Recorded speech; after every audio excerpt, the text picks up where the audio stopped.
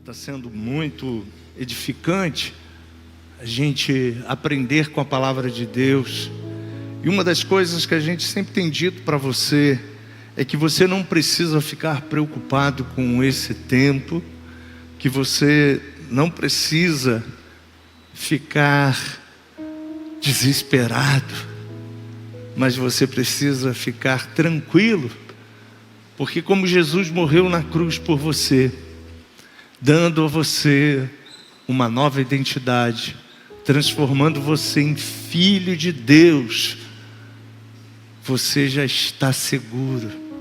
E esse dia não é um dia para você agora ficar tenso, preocupado com o que vai acontecer. Pelo contrário, é para você ficar tranquilo, porque quando chegar esse dia, e ele há de chegar, você pode dar glória a Deus por isso, você e eu estaremos para sempre com o Senhor.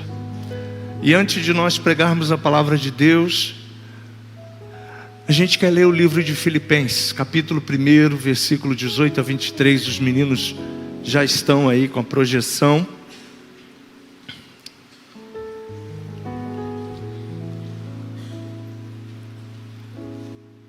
Todavia, que importa? Uma vez que Cristo, de qualquer modo, está sendo pregado, quer por pretexto, quer por verdade, também com isso me regozijo, sim, sempre me regozijarei, porque estou certo de que isto mesmo, pela vossa súplica e pela provisão do Espírito de Jesus Cristo, me redundará em libertação, segundo a minha ardente expectativa e esperança de que em nada serei envergonhado, antes, com toda a ousadia, como sempre também agora, será Cristo engrandecido no meu corpo, quer pela vida, quer pela morte. Porquanto, para mim, o viver é Cristo e o morrer é lucro. Entretanto, se o viver na carne traz fruto para o meu trabalho, já não sei o que hei de escolher. Ora, de um e outro lado, estou constrangido, tendo desejo de partir e estar com Cristo, o que é incomparavelmente melhor.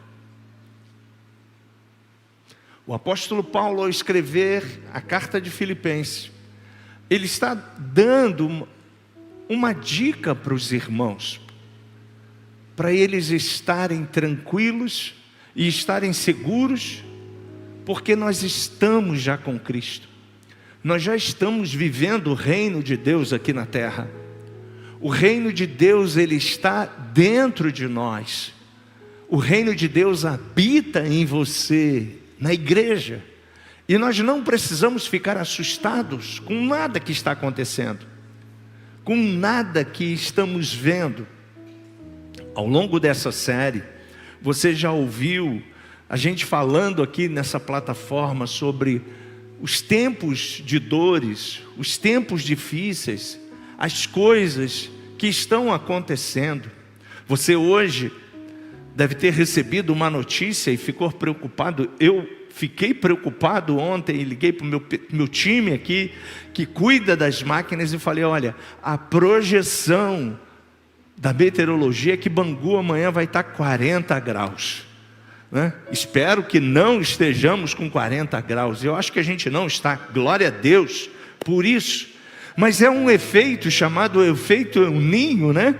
Que está mudando e trazendo muito calor a todo o planeta. São sinais, são os adventos que estão antecedendo a volta de Jesus. A gente falou também sobre a violência, que tem se tornado algo assim tão assustador. É filho matando pai, é pai matando filho, é tantas coisas que a gente escuta e ouve, é tanta notícia catastrófica, é a água tomando conta dos seus lugares. É lugar que estão sem água, na Amazônia, né? Você deve estar acompanhando aí as reportagens. Rios estão secando na Amazônia. E a gente fica assim, caramba, o que são isso? Por que isso está acontecendo? Isso está acontecendo porque são sinais que vão mostrando. Jesus disse, olha, assim como foi nos dias de Noé. E a gente falou lá, quando a gente pregou sobre esses sinais, a gente disse, como era nos dias de Noé? As pessoas estavam casando, trabalhando, cuidando da sua família, cuidando das coisas. E de repente Deus disse para Noé, olha Noé, chegou o dia, chegou a hora. E assim também como foi nos dias de Noé, a Bíblia diz, e Jesus nos ensina no sermão, ele dizendo assim, ó, assim também como foi nos dias de Noé, assim será também a vinda do Filho do Homem. Um estará deitado, o outro será levado, um estará no campo, trabalhando, e de repente vai ser tomado. E as coisas vão acontecer de uma forma assim, rápida. E o mais importante para nós como igreja do Senhor é nós sabermos que nós estamos em Cristo e estamos seguros. Você pode dizer glória a Deus por isso? Então repita comigo, eu estou seguro e eu estou em Cristo. Se você está em Cristo, você está no porto seguro. A volta de Jesus então, querida igreja, é uma realidade. Diversas promessas apontam para esse glorioso dia. E que cada um de nós como igreja possamos viver e estarmos tranquilos e seguros quanto ao arrebatamento. E também já falamos para você o que será o arrebatamento. O arrebatamento é justamente o dia que o Senhor Jesus celebrará o casamento com a sua noiva, a sua igreja. E como foi também a parábola das virgens que foram ao encontro do noivo no seu casamento, as 5 prudentes e as 5 nécias, assim também será o arrebatamento. A Bíblia diz que aqueles que estiverem, 2 de Tessalonicenses capítulo 4, a partir do versículo 13, aqueles que estiverem dormindo em Cristo, ressuscitarão primeiro. E se for hoje, se for no tempo presente, nós, os que estivermos vivos, seremos arrebatados para estar para sempre com o Senhor. Você e eu precisamos ter essas promessas bem gravadas no nosso coração, porque a gente viveu um tempo, e eu creio que a gente ainda vive um tempo onde tem se pregado uma igreja muito terrena, uma igreja onde as coisas só acontecem aqui na terra. Venha para a igreja porque você vai ficar milionário. Venha para a igreja porque todos os seus problemas na terra serão resolvidos. Venha para a igreja, receba a oração de poder, seu casamento vai ser resolvido e você vai viver plenamente a vida abundante. Só que a gente não tem escutado muito sobre o céu, sobre o reino de Deus. E é importante nós como igreja sabermos que o céu é uma realidade para nós, que o reino de Deus é o lugar onde Deus reinará conosco para sempre. E como foi nos dias de Noé também, né? Muita gente pode estar dizendo e pensando, mas poxa vida, desde que eu me conheço como gente, se fala desse negócio, que a igreja vai ser arrebatada, que a igreja vai desaparecer. Também foi assim nos dias de Noé. As pessoas estavam falando para Noé, Noé, acorda Noé, não chove, como é que você está construindo uma arca, e todo mundo vai embarcar nessa arca? Mas Noé estava sobre uma palavra. Diga comigo, eu estou fundamentado sobre a palavra viva, a palavra de Deus. Noé tinha recebido uma palavra, assim como você está recebendo uma palavra hoje. Essa palavra é viva e eficaz. E você e eu precisamos estar agarrados a essa palavra. E diz que Noé obedeceu a palavra de Deus e entrou na arca com a sua família, porque as demais pessoas achavam que Noé estava lelé da cuca. Não ouviram e não aceitaram o testemunho de Noé.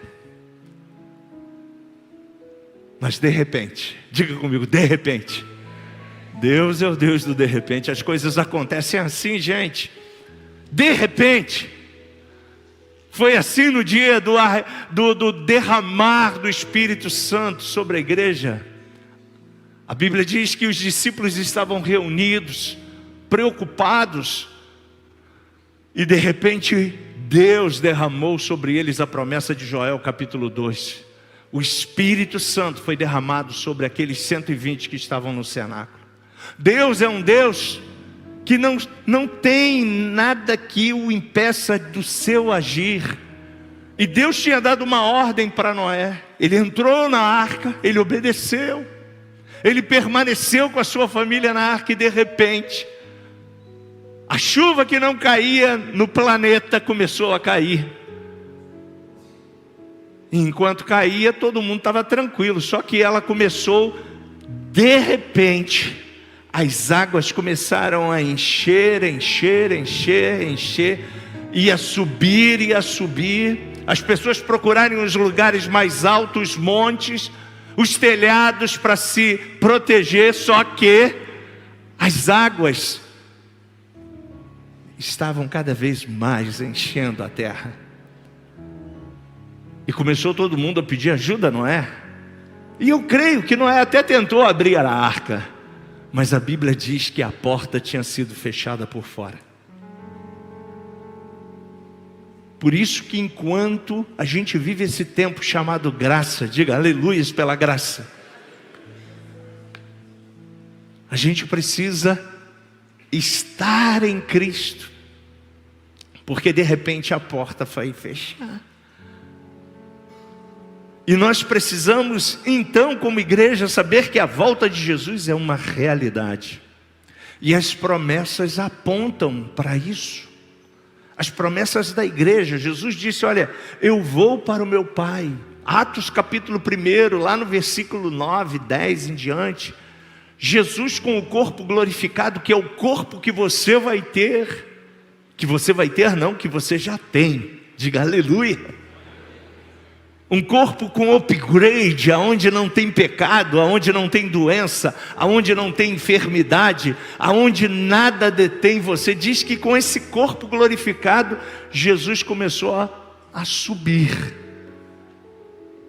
E diante dele apareceram anjos dizendo, olha, não fiquem preocupados, esse mesmo Jesus que está subindo entre nuvens, ele voltará.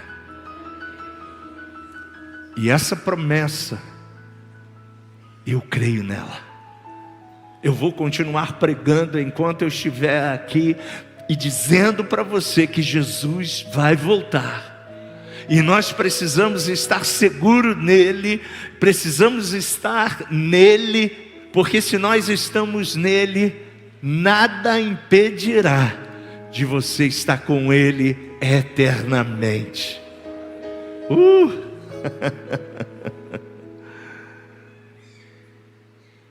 Pode parecer estranho, né?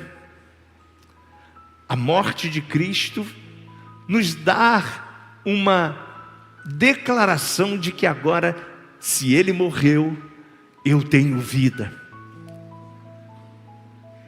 A maneira como Cristo morreu foi uma morte cruel, uma morte que trouxe uma dor imensurável a Jesus. Mas além disso, a morte de Jesus, ela trouxe vida para você e para mim.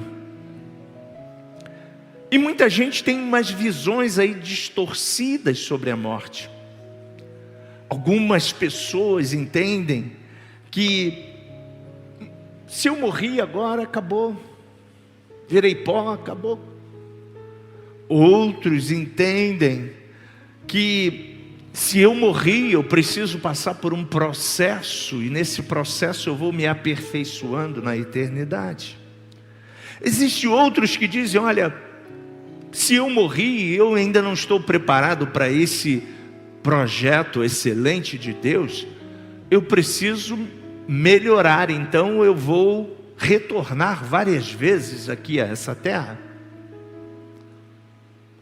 Outros dizem que se eu morri agora, o que acontece? A minha memória desaparece, tudo meu desaparece e eu desapareci. Essas são filosofias e preceitos humanos que a gente tem escutado ao longo da história.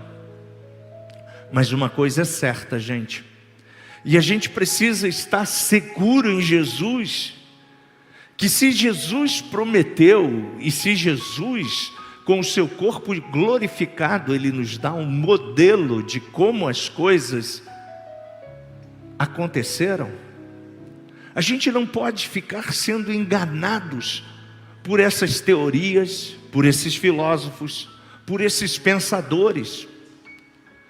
A gente precisa estar firmados em Jesus e na sua palavra.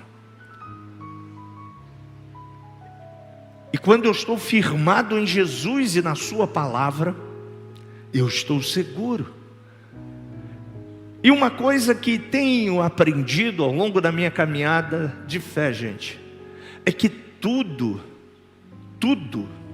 a arqueologia, a geografia, a própria história, ratificam a veracidade da palavra de Deus. Os acontecimentos históricos afirmam que tudo que está ali escrito é verdade. E é fundamental a gente ter essa certeza. Você não está vivendo uma utopia, não, você está vivendo uma realidade. E as promessas que estão nesse livro tão especial chamado Novo Testamento, é para que você viva agora, já tranquilo, seguro em Cristo Jesus, vivendo com Ele, só aguardando esse grande dia. Você pode dizer amém por isso? 2 Coríntios capítulo 5, versículo 8, o apóstolo Paulo escreve na palavra de Deus e diz assim para a gente: entretanto, estarmos em plena confiança, preferindo deixar o corpo e habitar com o Senhor. Esse era sempre o desejo de Paulo. Ora, de um e outro lado estou constrangido, tendo desejo de partir e estar com Cristo, o que é incomparavelmente melhor. Mas Paulo sabia da sua missão, sabia do seu propósito.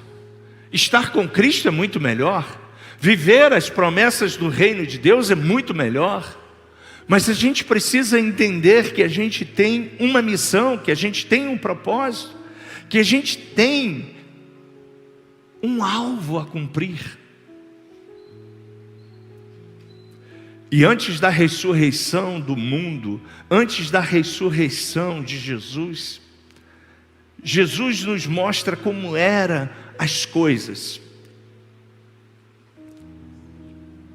E as coisas eram assim. Antes da ressurreição de Jesus havia um abismo. Você lembra quando em Lucas, eu acho que é capítulo 16, se não me falha a memória, diz que o pai Abraão recebia os santos em Cristo e também tinha o Hades, o lugar de tormento, aonde as pessoas iam para lá. E diz o texto que morreu Lázaro. E Deus o levou para o seio de Abraão. E morreu o rico e foi para o Hades. E como o lugar era muito perto um do outro, ele olhou e viu lá o Abraão. No Abraão, lá no seio de Abraão, o justo, o homem E aí ele disse assim: olha, por favor, volte à casa dos meus irmãos e diga para ele que esse lugar aqui é um lugar de tormento. Avisa para eles. E aí o texto diz para a gente, a parábola diz para nós, eles têm os profetas, eles têm a palavra de Deus, que eles possam consultar a palavra, porque a palavra de Deus diz que aos homens está ordenado morrerem uma só vez, vindo depois disso o juízo. E você, enquanto estava em vida, você teve a escolha. E você que me assiste, você que está aqui, olha, você está vivo, diga glória a Deus por isso. Então você pode escolher. Se você ainda não escolheu a vida, faça isso agora. E como eu faço isso, Marcos? É simples, é só de declarar com a sua boca. Se com a sua boca confessares que Jesus Cristo é o Senhor, a partir da sua declaração em fé, a Bíblia diz que você já faz parte do reino de Deus. É simples assim. E a partir desse momento você já está tranquilamente seguro a estar nesse lugar. Mas o homem rico não fez essa escolha. Mas quando Jesus morreu, a Bíblia diz que isso aqui mudou. Quando ele ressuscitou, a Bíblia diz que essas coisas aqui mudaram. Hoje as pessoas continuam nesse lugar de tormento. Existe o paraíso onde estão os que dormem com o Senhor. Então, Marcos, aqueles que morreram em Cristo não estão mortos, não desapareceram como a fumaça, não foram decompostos, não. A Bíblia diz, e a promessa de Jesus Cristo em 1 de Tessalonicenses, volto a ratificar esse texto, a partir do versículo 13 em diante, diz que os mortos em Cristo ressuscitarão primeiro.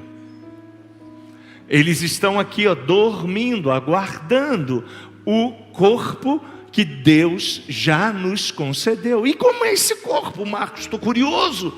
É igualzinho ao que você tem hoje. Os discípulos, quando viram Jesus, o identificaram.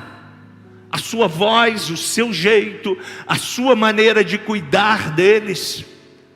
É o mesmo corpo que você tem. A diferença é que sem pecado, sem a mazela do pecado, sem as doenças, sem nada que impeça você de viver agora a plenitude dos tempos e a vida eterna com Deus. Você pode dizer glória a Deus por isso. Marcos, não acredito ainda nisso não. Pois é. Tudo que acontece no reino de Deus é pela fé. O que você precisa fazer é viver em fé. Porque fé é certeza, é convicção de fatos que você talvez ainda, humanamente falando, você não compreenda. Mas pela fé, nós cremos que o mundo foi formado. Pela fé, você foi formado. Pela palavra de vida, você e eu fomos gerados. E tudo que acontece no reino de Deus é pela fé. E a fé traz essa certeza ao nosso espírito. E a fé nos comprova que tudo quanto está escrito no Novo Testamento, há comprovação, inclusive científica. Inclusive científica. Para corroborar com as promessas de Cristo para nós, como a sua igreja. Veja o que diz Efésios, capítulo 4, versículo 8 a 10. Por isso diz, quando ele subiu às alturas, quem subiu às alturas? Jesus. Levou cativo o cativeiro e concedeu dons aos homens. Ora, o que quer dizer subiu, senão que também havia descido até as regiões inferiores da terra. Aquele que desceu é também o mesmo que subiu acima de todos os céus para encher todas as coisas. Glórias a Deus. Então, a partir desse rapto de Jesus, dessa ascensão de Jesus, o seio de Abraão, o paraíso, o lugar de descanso, foi com o Senhor Jesus. Está agora juntamente com o Senhor Jesus. Olha o que diz Apocalipse. A gente vai chegar lá no novo céu e na nova terra. A gente está construindo a nossa caminhada. Mas olha o que diz em Apocalipse 1, 17 e 18. Quando vi quem? Jesus, esse é João falando. Caí a seus pés como morto, porém ele pôs sobre mim a mão direita, dizendo: não temas, eu sou o primeiro, eu sou o último, e aquele que vive. Estive morto, mas eis que estou vivo pelos séculos dos séculos, e tenho as chaves da morte e do inferno. O nosso Senhor tem a chave de tudo.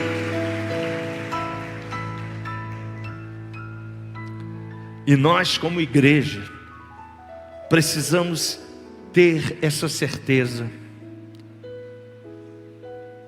Nesse novo lugar, não teremos mais lembranças de nada, gente. Nada ruim, nada que nos tente conter. O novo céu e a nova terra é uma realidade. Apocalipse capítulo 21, versículo de 1 a 4. Você projeta para mim? É o João que está aí? Obrigado, João. Você projeta para mim? Apocalipse 21, de 1 a 4.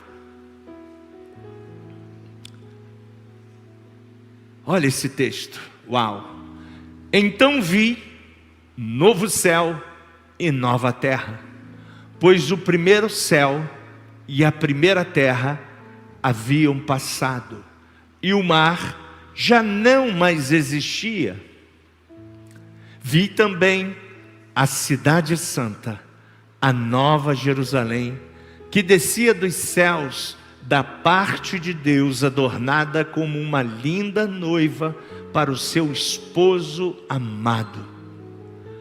E ouvi uma forte voz que procedia do trono e declarava: eis que o tabernáculo de Deus agora está entre os homens, com os quais ele habitará.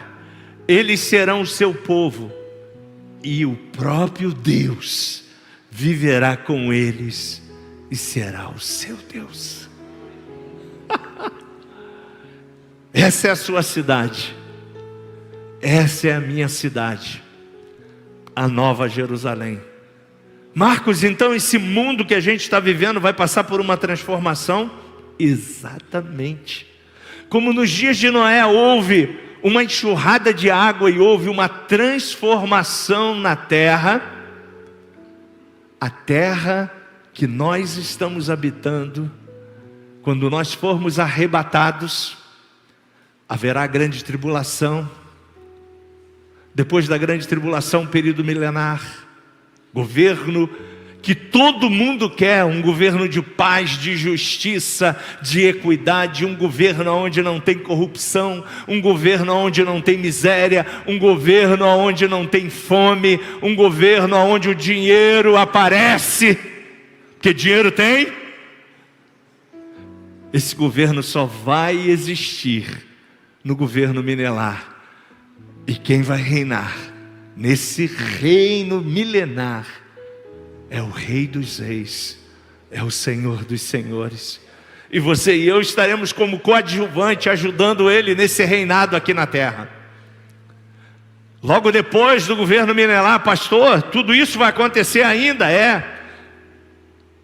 Depois do governo milenar existe uma grande guerra, que talvez seja a terceira e última guerra mundial, chamada Guerra do Armagedon. E essa última guerra acontecerá catástrofes que você nem imagina. Por isso que essa terra sofrerá uma transformação. E o apóstolo Pedro diz que essa transformação acontecerá pelo fogo. Marcos, não quero estar aqui não. Pois é, você e eu já não estaremos mais aqui. Diga aleluia. Mas quem estiver, vai passar um dobrado, né? Por isso que nós como igreja precisamos avisar, como Noé avisou, que as coisas vão a cada dia mais apertar. Mas quem está em Cristo está protegido, como um guarda-chuva. Quando você está na chuva, você sai, liga logo o guarda-chuva, aperta aquele botãozinho, você está protegido. Pois é, o guarda-chuva é Jesus. Então a gente precisa avisar para os nossos amigos, para os nossos vizinhos, que a proteção é Jesus. E quem está em Cristo não passará por nenhuma dessas catástrofes. Essa é a missão da igreja: ide por todo mundo, pregai o evangelho a toda criatura. Essa é a missão número 1 nossa. Quem crer e for batizado será salvo. Essa é a nossa missão, por isso que nós estamos aqui na terra, gente. É isso aí. Por isso que a gente está aqui na terra. Não é para resolver os problemas, não é para ganhar dinheiro, não é para resolver os problemas. Mas Jesus resolve tudo isso? Sim, resolve. Mas esse não é o nosso alvo. O alvo maior é ajudar as pessoas a saírem desse caos e a entrarem na proteção do guarda-chuva que é Jesus, que você e eu já estamos. Então não saia dessa proteção, permaneça. E eu disse para vocês em uma das nossas mensagens sobre o tempo do fim, que o início e o fim já está escrito. Você e eu já estamos protegidos nesse caminho. Mas o que pode acontecer, Marcos, comigo? Simples. É o que tem acontecido com muita gente. Não tem permanecido. Você e eu precisamos permanecer. E aquele que permanecer até o fim. Muita gente tem se distraído. Então diga comigo, eu não posso me distrair. Tanta coisa tem distraído a gente. Tantas coisas têm tentado esfriar o nosso caminho, tirar a gente dessa linha. Tantas coisas. Ana Paula escreveu uma canção que fala muito sobre isso, né? Tantas lutas, tantas dores, pareço num deserto estar, e me entrego aos meus temores, pensando. Mas aí ela responde: quero trazer à memória aquilo que me dá esperança. E nós precisamos todos os dias, e a gente pregou em um desse tempo do fim, falando para você do efeito da Santa Ceia. Quando você pega o pão, quando você pega o cálice, você está lembrando que tudo isso não é uma utopia, é uma promessa. E você e eu, quando comemos do pão e bebemos do cálice, por isso que é importantíssimo você e eu comungarmos como igreja, unidos na mesma fé, unidos no mesmo amor, unidos com o Senhor. Porque ali a gente está declarando que nós estamos permanecendo.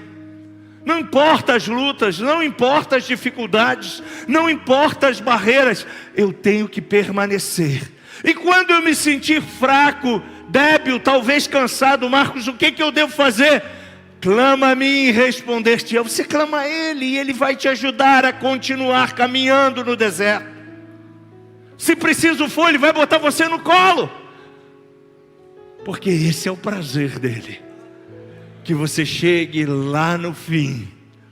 Então não deixe nada te paralisar. Mas Marcos, eu ainda estou fazendo coisas que não devia. Eu sei, você não deveria, não deveria. E o que você tem que fazer?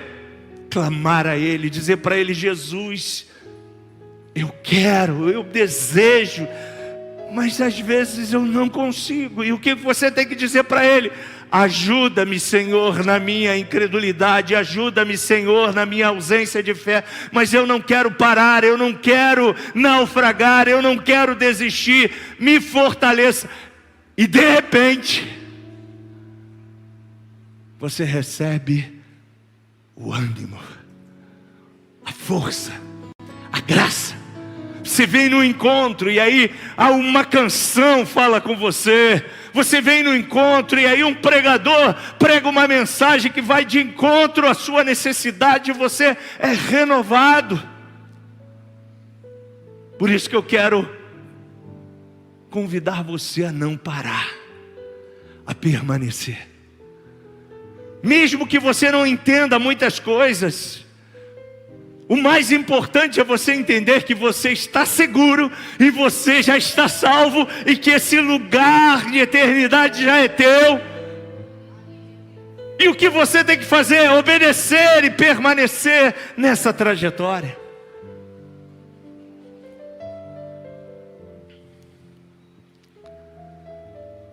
E como eu permaneço nessa trajetória, Marcos?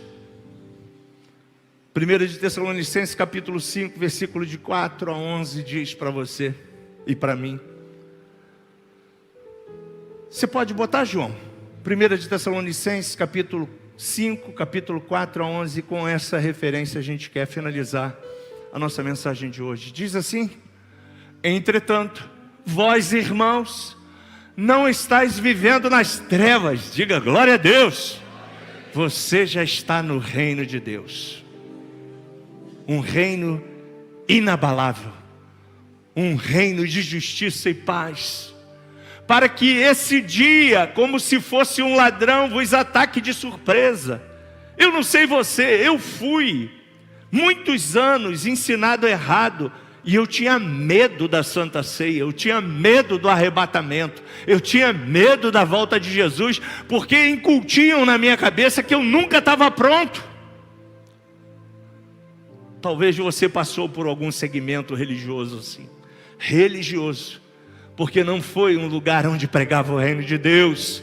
Porque no reino de Deus não há temor, no reino de Deus não há sentença, no reino de Deus há amor, no reino de Deus há proteção, no reino de Deus, o Deus de justiça e paz ajuda você a chegar no seu destino e não quer afundar você nas suas mazelas e nas suas falhas. Pelo contrário, no reino de Deus você é encorajado a permanecer. Eu prefiro que você venha aqui se prostituindo, assistindo pornografia na internet, tendo ainda um caso extraconjugal. Eu sei que tudo isso são coisas que você não deveria fazer, mas você estando aqui, um dia o reino de Deus e o Deus do reino vai tocar em você e vai libertar você. Então não pare, permaneça.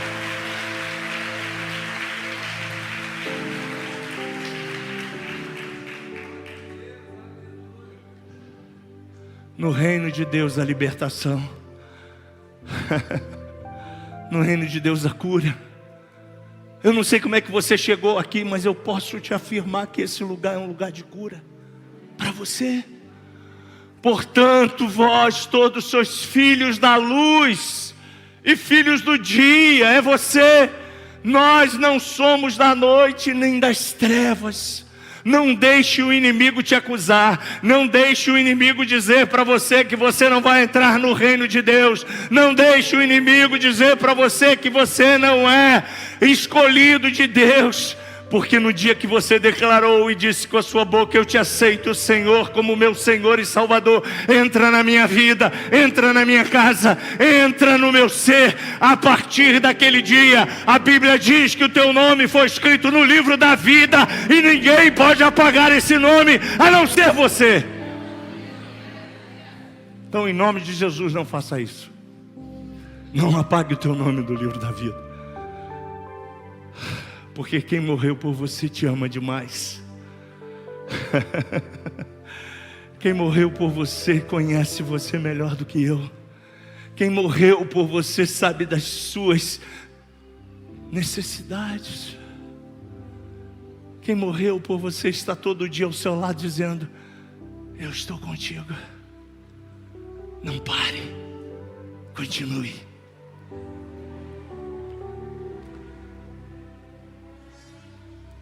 Ora, os que dormem, dormem de noite. Os que se embriagam, é de noite que se embriagam.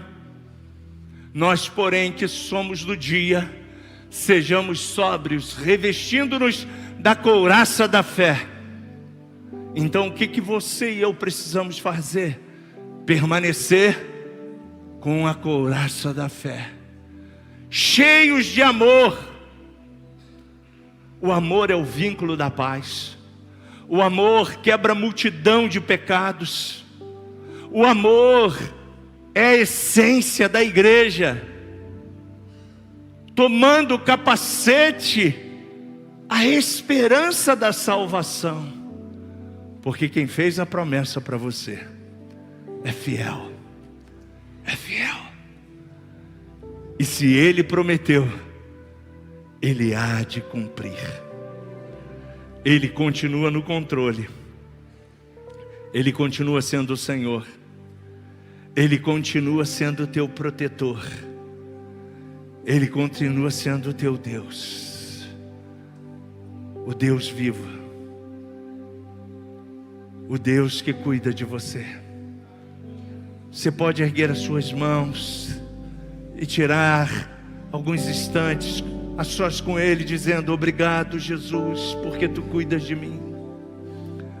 Obrigado, Jesus, porque o Senhor continua no controle. Obrigado, Jesus, porque eu estou em Cristo, e aquele que está em Cristo, nova criatura é. As coisas velhas já passaram, tudo se fez novo. Obrigado, Jesus, porque não são os meus méritos, não são os meus esforços, não.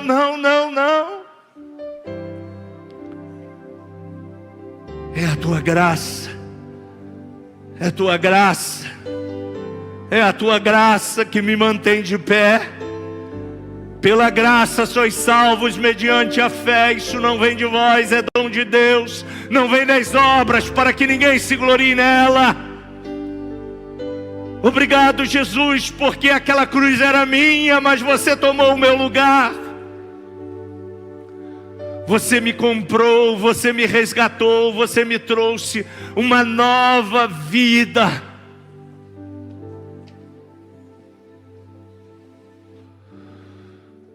Aleluia.